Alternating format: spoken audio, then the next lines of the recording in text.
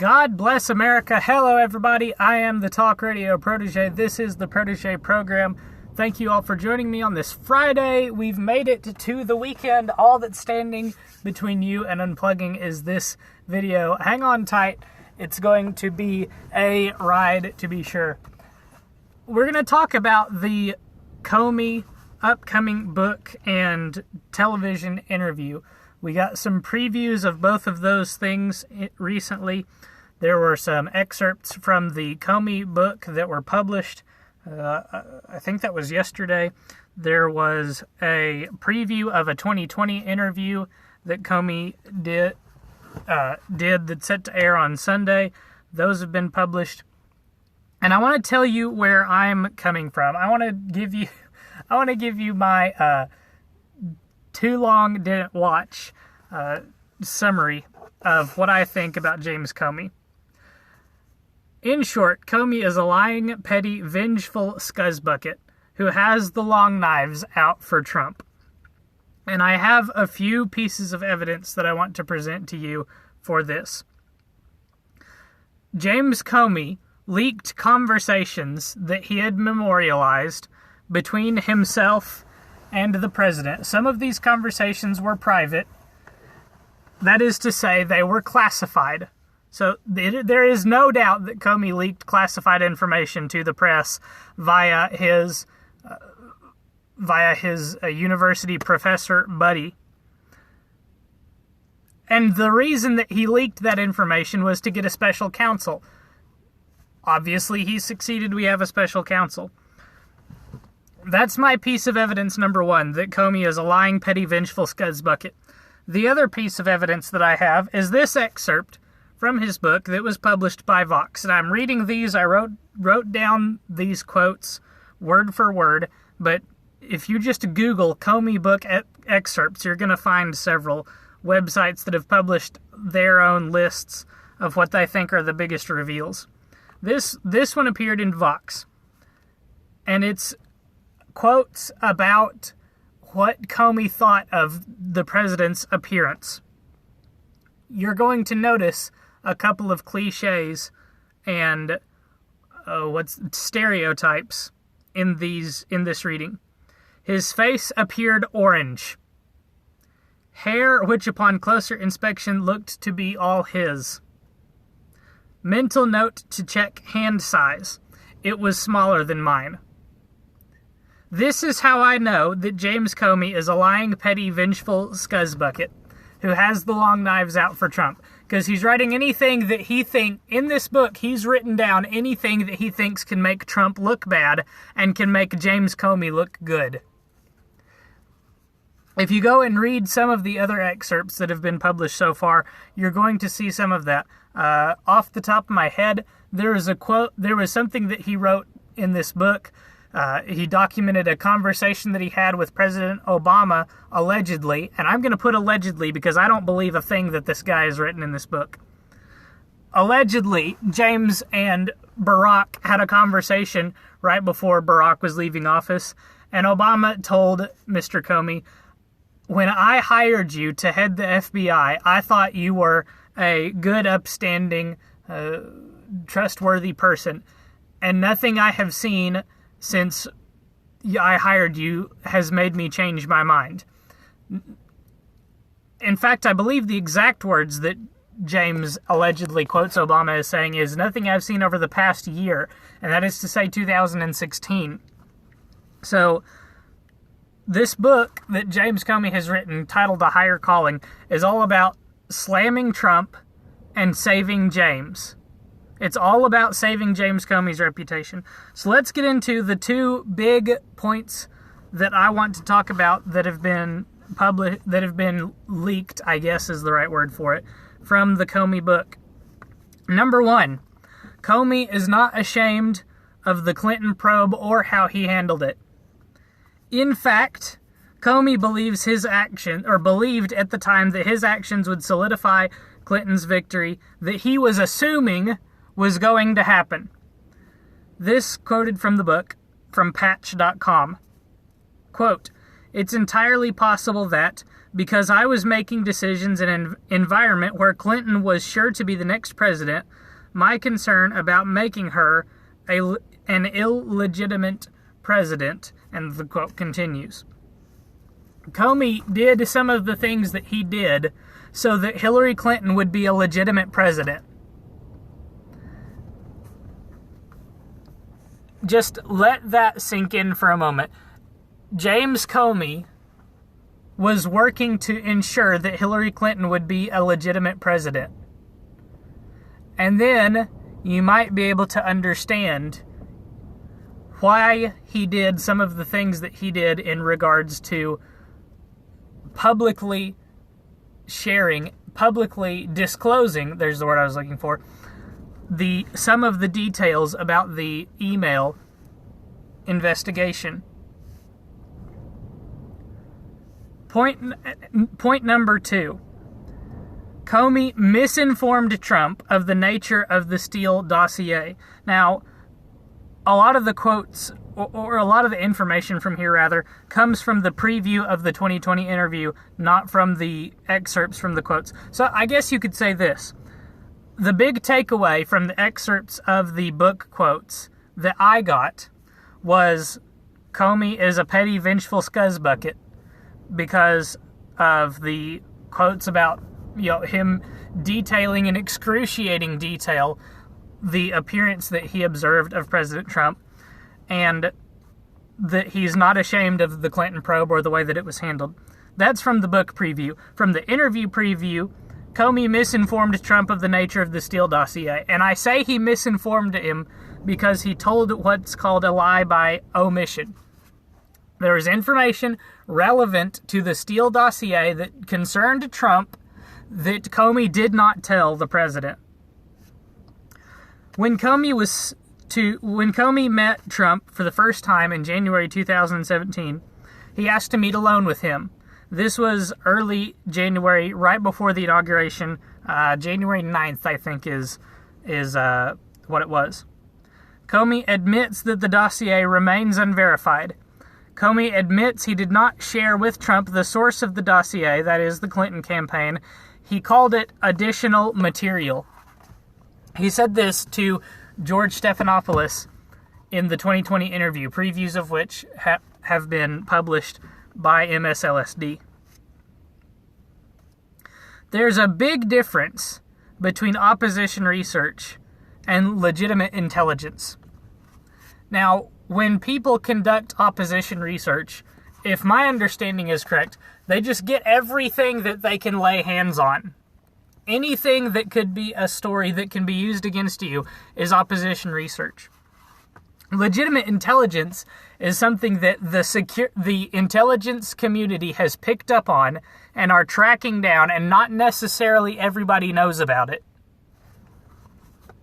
So when Comey goes to Trump and says, "Look, we're running down this story that you hired Russian prostitutes to come pee on a bed,"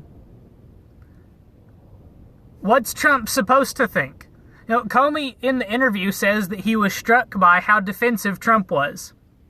Well, you've just told him that you're treating as legitimate intelligence a story that he knows to not be true. So how do you expect him to react? I don't understand. I was listening to Rush Limbaugh today. He was saying he couldn't understand some of the things that James Comey was saying. And I think I understand that sentiment. I don't know how people in Washington operate, but innocent people get defensive when you start accusing them of things that they haven't done. Okay? Sure, criminals probably get defensive when you accuse them of things that they have done. They're trying to shift blame away from themselves. I understand that. I understand that perfectly. I don't understand how somebody cannot understand an innocent person being defensive about being accused of something. I watch a lot of crime dramas on television. I like those kind of shows. I understand how they might be considered repetitive. I've even thought of some of them as repetitive occasionally. But you watch crime dramas and you see innocent people get defensive about things they've been accused of doing. So at least Hollywood understands that innocent people get defensive when you accuse them of something they haven't done. What I don't understand is how James Comey doesn't understand that. Something else I wanted to bring up from the preview of the 2020 interview. On January 27th, Comey allegedly expressed concern over a narrative that the FBI was investigating the president. Now, apparently that concern was long gone shortly after that conversation, because as one of the papers it was Stephen Colbert. This is something that I haven't talked about. I'll get to it at the end. Stephen Colbert said, right after James Comey was fired, that Comey admitted to Congress that Trump was under investigation. So, apparently, between January 27th and the time that Comey got fired, he lost concern over any narrative that Trump would be investigated because he went ahead and did it. Which is why I say he allegedly expressed concern.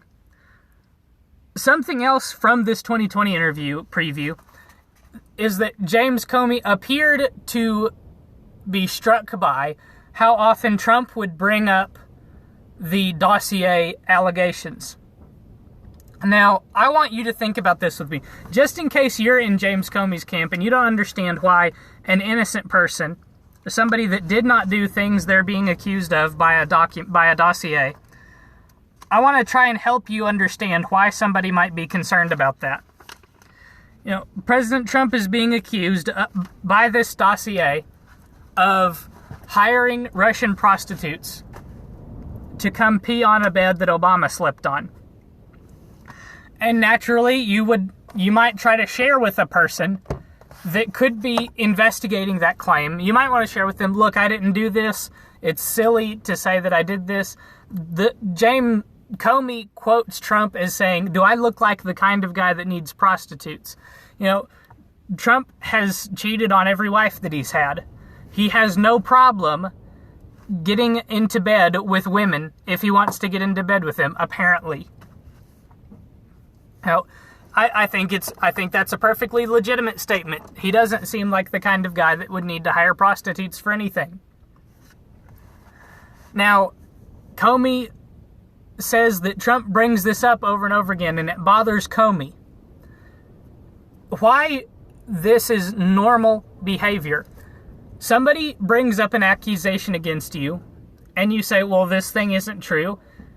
Here, let me maybe give you my reasoning for why it's not true. Maybe Trump has some evidence that says it's not true.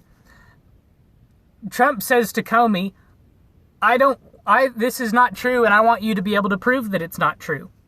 In the first meeting, January, I think 9th it was, of 2017, on the 27th, he brings it back up. He says, look, there's this accusation that's going around. You know about it.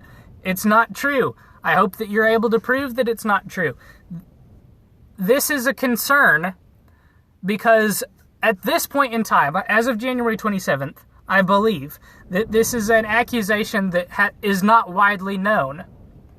So Trump wants it to be disproven before it hits the airwaves, so that when it does hit the airwaves, because it's going to hit the airwaves, the disproval can be published as well.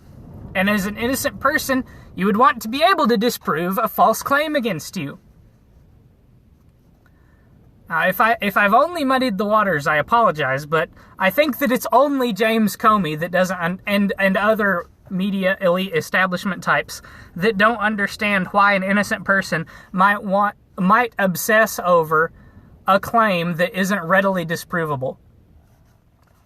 I think he's the only person that could obsess over that. Lastly, I want to ask a question. I was going to ask it earlier. I forgot about it. Why do we believe James Comey? Why does anybody believe James Comey? Why does anybody believe the guy that's a guy that it's as petty and vengeful as to bring up his observations and word them in the stereotypical, cliched ways that people observe the physical appearance of President Trump. Why would anybody believe a guy as vengeful as a guy who's going to illegally leak potentially classified information to the press? Why is anybody believing this guy when he's the guy that Democrats turned on a dime on? Remember, you might recall, I'm going to bring up a clip, actually. Let me go get that. Why does anybody believe the guy that Democrats did this to? Remember, this is Stephen Colbert at one of his shows. Moments before he makes the following announcement, all Democrats hated James Comey and wanted him fired. Many elected Democrats were saying as such, and then this happens. Huge story that broke just minutes ago, like less than 10 minutes ago. FBI Director James Comey has just been fired by Donald Trump. Wow. Huge Donald Trump fans here tonight. That's how fast the turn was. Democrats hated James Comey. Colbert's audience is Democrats. I think that's obvious. The content that, I think it's Stephen Colbert, I don't even care what his first name is. The content that Colbert pushes is left-wing. So his audience is full of Democrats. And he announces James Comey's been fired, and Democrats cheer, yeah! James Comey, the guy we hate, he's been fired. He cost Clinton the election, he's been fired, woo! And Colbert says, wow, a lot of Trump fans in the audience tonight. Happy that James Comey's been fired. That's how fast the turn was. They didn't even have time to educate the Democrat rank and file about how evil James Comey is. Just checking my time here. Now, if you watch this clip, Colbert isn't even sure where to go with this thing. Colbert is not even sure if they still need to be hating on Comey or not, because he goes on to lay the defeat of Hillary Clinton in the election at the feet of James Comey. He makes a joke about how Trump would about how this firing would have went down, that Trump would have said, "Thanks for the election, Comey. Don't let the door hit you on the way out." So even Colbert is not sure whether they're supposed to hate Comey or love Comey. He's been given the marching orders because he says, wow, a lot of Republicans in the audience tonight, a lot of Trump fans in the audience tonight. He's been given the marching orders. Comey's been fired by Trump. We hate Trump, so we love Comey now. But he knows that the blame for the election has been laid at the feet of Comey in recent days, so he knows there's something off-key here with all of a sudden loving Comey. Just a demonstration of a few things, I think, going on in these publications. I don't believe a word from the Comey book. I think Comey's higher calling is to money, because he could have done a 60 Minutes interview right after he was fired and laid all this stuff bare. Instead, he waited a year and $2.5 million and wrote a book about it.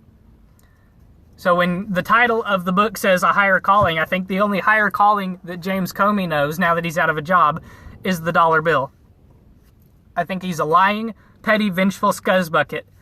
And that's the last thing that I think that's the last thing I'm going to have to say on the Comey book. We'll see. Maybe there'll be new things to talk about on Monday. Make sure that you hit subscribe and hit the bell for notifications so that you don't miss those videos in the coming week.